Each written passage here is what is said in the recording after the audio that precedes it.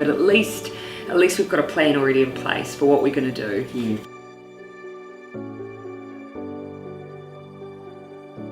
Hey, now, deputy leader. That's wonderful, but what does that mean for you? And by that I mean, is it 3 times the work as well as? Yeah, because it does mean a change internally for the expectations of what I do within the team. So a role in the campaign team, taking on a few more internal duties, which I won't bother or bore our viewers with. But then externally, absolutely, there's an increase in expectation around representing the Labour Party, filling in for Andrew when he's unable to attend events alongside Andrew, and then even doing things like, for instance, if Andrew's ever away, leading in the House on any given day. So there's definitely an increase in workload, but it's all really enjoyable stuff and just an extension of what all MPs do, really. Yeah. Well, you're doing it brilliantly, I must admit. Thanks. And I wouldn't say that if I didn't think it was the case. But no, it'd be really awkward if you told me I sucked on Facebook. Yeah, that would. But luckily, I don't think you do, so thanks. Hey, the other thing is, Jacinda is also our spokesperson for arts, culture, heritage, for justice, for children and small business. So we're talking about an incredibly busy MP here. How do you fit it all in? Yeah, the multitasking, I mean, you'd find this as well. The multitasking is incredible because you have to be a generalist across everything, but then have some real intimate knowledge of your portfolios. And I've always been one of those people that once I get into a few issues in detail, I really love that. I'm a policy wonk, so I like that side of things. But you do have to try and figure out how to juggle that work with also your local work, because constituency casework, of course, takes up a lot of time. So I haven't perfected it yet, but I'm lucky to have the support of an awesome team as well. Hey, tell me, how did you find the Mount Albert by-election? Odd. I can't imagine many people will ever experience a by-election when your usual main opponent isn't in the race, and so it was really hard to motivate people. So the general election will be a much more different race because National will be there, and I certainly don't expect to get 77% of the vote, but equally I'm hoping turnout will be a lot higher at that point. So you've got it really hard. Of all the MPs, you've got to go through 2 elections in the space of about 8 months, eh? Well, that's right. When I was door knocking, people were quite surprised by that. They'd say, you don't have to do this again in September, do you? And they thought that was quite curious. But the benefit is, before in the by-election, I obviously wasn't deputy leader at that point. I was able to invest a lot of time and energy. Now I'll be pulled in a few different directions at election time. So my local area is incredibly important to me. I'm going to be present there as much as I can, but at least we've got a plan already in place for what we're going to do. What are your plans around the children's portfolio? Yeah, I think probably if you're looking for the biggest difference between us and National when it comes to children's issues, it's just that our plans are about what can we do that benefits the well-being of children in New Zealand generally, and then for those that need it most, we're going to scale up and do quite a bit extra, but we overall have a vision about making New Zealand the best place in the world to be a child. And I think that that's something that we can really feel, if we get there, really proud about, because we talk about being the best place in the world to raise children, but there's lots of things that are missing for families in that area.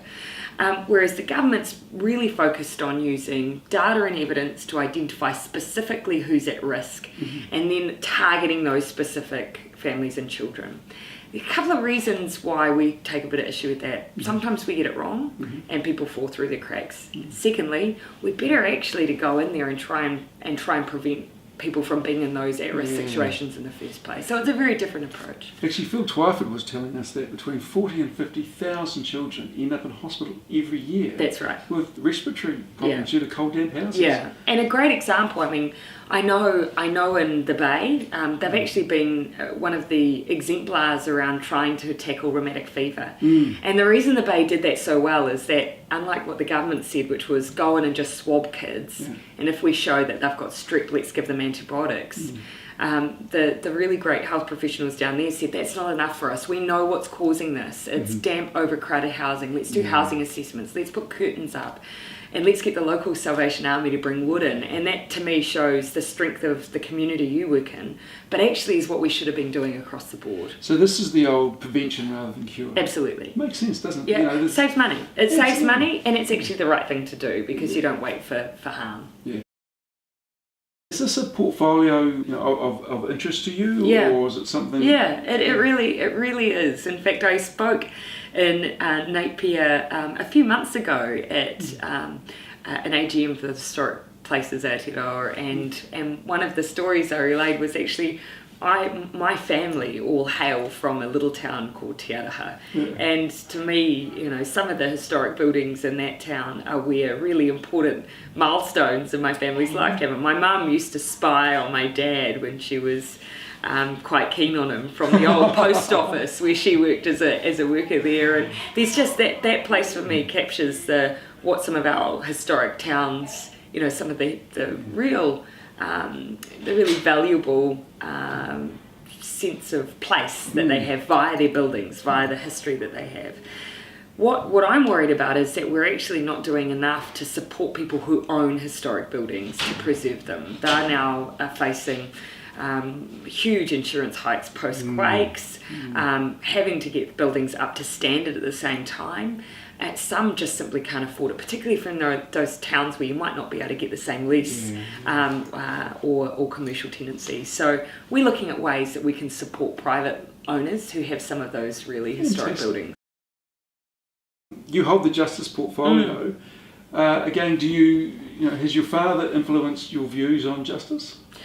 Without him knowing it, yeah. I mean, because he's now left the police since I've been holding those portfolios, but undoubtedly, our experiences growing up influence us. There's no doubt, and politicians bring to the table their experiences from all of their previous careers or education and everything. So, growing up in a policing family, absolutely, it made me realise that the world isn't black and white. That behind every horrific story is another horrific story, and so that's probably why I find it so beneficial to have the children's policy. I'm really interested in how I can reduce down the workload I have in the justice portfolio and that you have in the police portfolio. So that's where I get that satisfaction from having that front end. But also I have a real belief that actually the most successful policing we can do, obviously policing by consent, having your community support the mandate of the police is really important, and we do that when people feel like they're part of their community. Absolutely. I mean, I think you and I agree on this, that community policing is really the heart and soul of police, absolutely. Isn't it? And we've got to get back there. Yeah, absolutely. You're often seen out and about in Hawke's Bay. Yes, bit of a fan. Absolutely. A very open fan. I think that probably started for me when I very first started running for Parliament. I had a friend who lived in Hawke's Bay, and so I would come down and visit from time to time, often to deliver things like flyers or whatever. And then off the back of that, just realised what an awesome place it was to visit. And so I do sneak down from time to time and really enjoy it. It's wonderful. So I'm a visitor to the Hawke's Bay. That's right, my partner's from Gisborne, and over summer you'll find us in Mahia. Fantastic. Well, that's part of the electric. Yeah, it is indeed. And we've got Rocket Lab there. Yeah. So no, this last summer I caught my first legal kingfish. No way. Out in Mahia jigging. How big? We didn't have the scales, and I chucked it back because we already had some. So we'd enough kai. We didn't need to land that one. So you're what do you call these? A fisher person. I'm a fisher person, but I really enjoy it. I'm an amateur, but I love it. I do love it. But it's also made me I feel very, very strongly about restoring abundance to our oceans. That it's something that's so intrinsic about being a Kiwi, to be able to go out there and fish and bring home just what you need for your family. And I know that in Hawke's Bay there has been an issue with people acting illegally, and that it's really ripped away what I see as a real right for locals there. So it did, right? It's a big issue in the bay, and we've been running fish in Hawke Bay for quite a long time now, and it's surprising who actually comes out of the woodwork in support, because it's the largest sport in New Zealand. Yep. And there are a lot of small and larger businesses actually that are dependent on good fishing stocks. Well, and actually I think we're starting to get a good grasp on the economic benefit of the recreational side as well. I think it's easy to be flippant about the people just having the ability to go out and fish as being an argument, but on top of that, the tourism, high-end tourism off the back of that, and just the benefit even of just people going out themselves and the support it gives to the retailers is enormous. And I think we need to start thinking about that relative to what we might gain from a bit more of the less discriminate fishing activity we see. Now here's a fact, I don't know if you know this. There is a restaurant in Napier that has the largest collection of whiskey in the country. How did I not know this? What is that restaurant? It's called Indigo. I did not realise this. It's run by an English. Now the reason I'm talking about this is Jacinda is a whiskey aficionado. So when we say largest collection, we're talking single malt or blended. Oh, you name it. Yeah, right. There. Oh, that's how I have to visit. You have to. Drink responsibly. I'll have to visit. Let's put forward a scenario which I think is pretty realistic. It is Monday the 26th of September. Yep, after a busy weekend. After a really busy weekend, maybe 1 or 2 whiskies. Isn't it Monday the 25th? 25th, is it? Yeah. Okay, it's not a leap year, is it? Anyway, Monday the 25th of September. You're just announced as the new Deputy Prime Minister.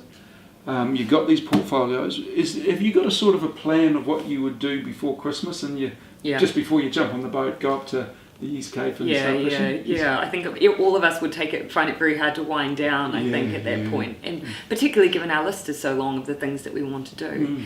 And my primary focus straight off the bat would be doing a bit of a rejig within the new ministry that we have. So we've got Oranga Tamariki, the Ministry for Vulnerable Children. The vulnerable goes, but much more. That's just the cosmetic. What sits beneath that is going to be fundamental for the way that we work from there on. And so I would like to then mandate that ministry to not just be focused on child protection, but to be focused on child wellbeing. That means that we will have an interest in child poverty reduction. So straight off the bat, establishing a plan that's not just for that ministry, but that says to health, housing, education, police, justice, so you'd be in there. We're going to form a board that's going to look at the impact that deprivation has across all of those areas, and together we're going to set ourselves some goals of how we're going to improve wellbeing in every single aspect of all those areas and hold ourselves to it. And so that's basically just setting up our plan straight off the bat is what we'll be doing.